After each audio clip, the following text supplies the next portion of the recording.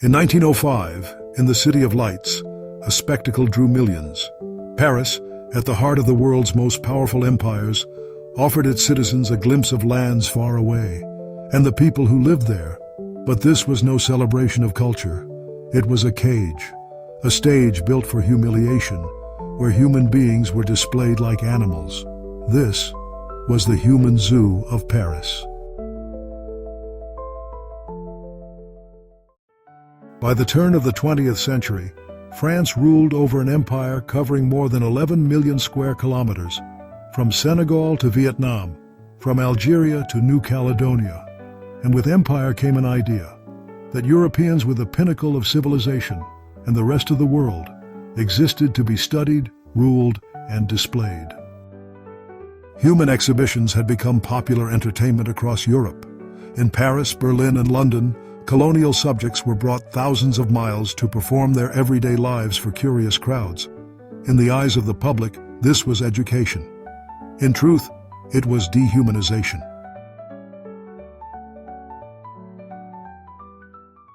The Jardin d'acclimatation, originally built as a botanical garden and zoo, became the stage for France's grand colonial showcase.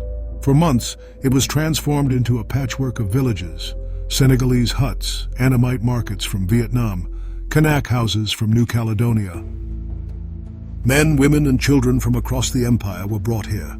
Some volunteered, lured by promises of pay and travel. Others had no real choice.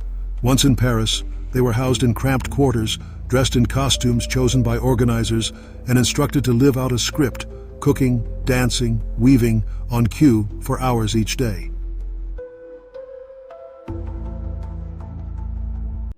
Behind the smiling postcards lay another reality.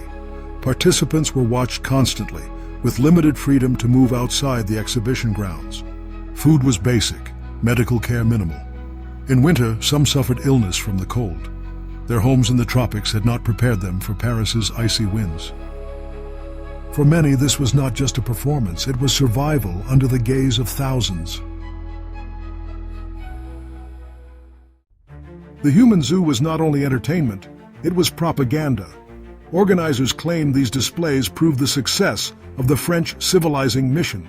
Anthropologists measured skulls, photographed bodies, and classified racial types for pseudo-scientific research. The message was clear: the colonies needed French rule.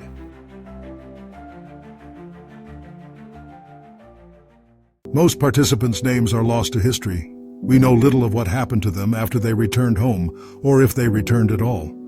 But descendants have spoken of shame, of families who never forgot the humiliation of being displayed as curiosities.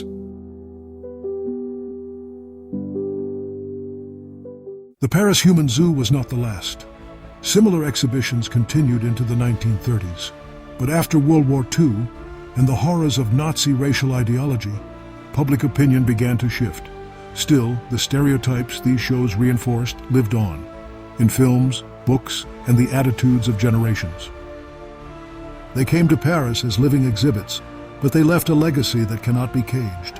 The human zoo was not a window to the world, it was a mirror, and what it reflected was the darkest side of those who built it.